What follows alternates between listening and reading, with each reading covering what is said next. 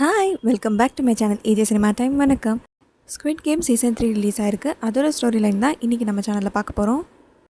Season 1ஓட வின்னரான player number 456 திரும்பியும் season 2க்குள்ளே வந்ததே இந்த கேமை யார் நடத்துகிறான்னு கண்டுபிடிச்சி இந்த கேமையை ஸ்டாப் பண்ணுறதுக்காக தான். இவர் கூட சின்ன வயசுலேருந்து ஃப்ரெண்டாக இருந்த ஒருத்தரும் அந்த கேமுக்குள்ளே தான் இருப்பார் பிளேயராக. அவரையும் இன்னும் சில பிளேயர்ஸையும் சேர்த்துக்கிட்டு இந்த கேமோட கிரியேட்டரை கண்டுபிடிக்கிறதுக்காக பிங்க் சோல்ஜர்ஸ் எல்லாம் கொண்டு அவங்கக்கிட்ட இருக்க கன்னை எடுத்துகிட்டு இவங்க முன்னேறி போயிட்டுருப்பாங்க. ஆனால் பிங்க் சோல்ஜரும் ஃப்ரண்ட் மேனும் சேர்ந்து வந்த எல்லாரையும் கொண்டு இருப்பாங்க 456 பிளேயரை தவிர.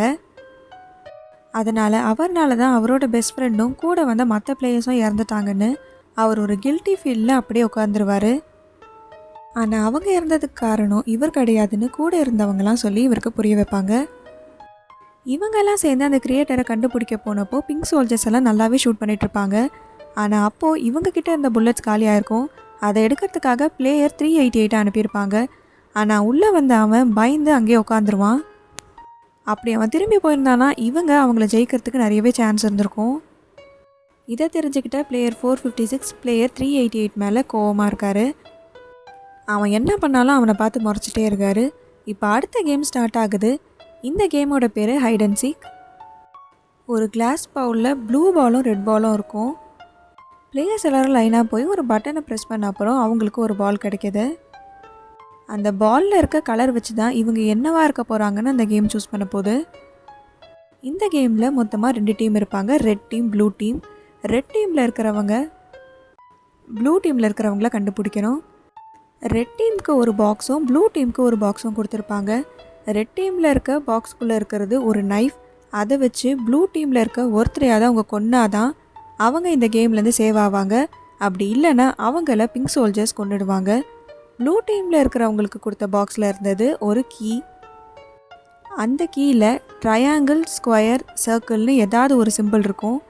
அந்த கீயை வச்சு இவங்க நிறைய டோரில் ஏதாவது சில டோர்ஸை ஓப்பன் பண்ண முடியும். ஆனால் அந்த டோரை அவங்களால லாக் பண்ண முடியாது. இந்த கேமோட டைம் 30 மினிட்ஸ்.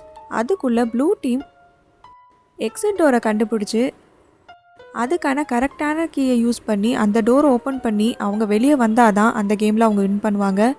அப்படி வராத ப்ளூ டீமில் இருக்க பிளேயர்ஸ் எல்லாருமே அவுட் ஆகிடுவாங்க. ரெட் டீமில் இருக்கிறவங்க ப்ளூ பிளேயரை ஒருத்தரையாவது கொள்ளலைன்னா அவங்களும் அவுட் ஆகிடுவாங்க. பிங்க் சோல்ஜர்ஸ் அவங்கள சுட்டு கொண்டுடுவாங்க. இந்த கேமில் மட்டும் இவங்களுக்கு ஒரு ஆப்ஷன் கொடுக்குறாங்க. ரெட் டீமில் இருக்கிறவங்களும் ப்ளூ டீமில் இருக்கிறவங்களும் விருப்பப்பட்டால் 2 பேரும் ஸ்வாப் பண்ணிக்கலாம். ஆனால் அதுக்கு 2 பேருமே சம்மதம் சொல்லணும். ப்ளூ டீமில் இருக்க நிறைய பேர் ஸ்வாப் பண்ண தான் பார்ப்பாங்க. ஏன்னா அவங்களுக்கு தான் இந்த கேம் ரொம்ப கஷ்டமாக இருக்க போகுதுன்னு. ஆனால் சில பேர் தான் அந்த ஸ்வாப்க்கு ஒத்துப்பாங்க.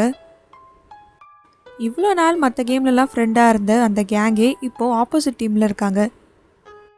இப்போ ஒருத்தரை காப்பாற்றி இந்த கேம்லேருந்து வெளியே போக போகிறாங்களா, இல்லை ஒருத்தரை கொன்று அவங்களே அவங்க காப்பாற்றிக்க போகிறாங்களா? இந்த பிரச்சனைக்கெலாம் நடுவில் பிளேயர் நம்பர் 222க்கு டெலிவரி பெயினும் வருது. அந்த கேமுக்கு நடுவுலேயே அவங்களுக்கு டெலிவரியும் ஆகுது. அந்த கேமுக்குள்ளே இருக்க குழந்தைய என்ன பண்ண போகிறாங்க? அந்த குழந்தைய வச்சுட்டு பிளேயர் நம்பர் 222 எப்படி இந்த கேம் எல்லாம் விளையாட போகிறாங்க? பிளேயர் நம்பர் 456க்கு கிடைச்சது ரெட் டீம். அதனால் அவர் ஃப்ரெண்டும் இவர் கூட இருந்த மற்றவங்களும் சாகிறதுக்கு காரணமாக இருந்த பிளேயர் 388 கொல்றதுக்கு வெறித்தனமாக சுற்றிட்டுருக்காரு. இதுக்கு முன்னாடி இருந்த கேம்லலாம் ஒன்றா விளையாடின இவங்களே மாற்றி அவங்களுக்குள்ளேயே அடிச்சிட்ருக்காங்க.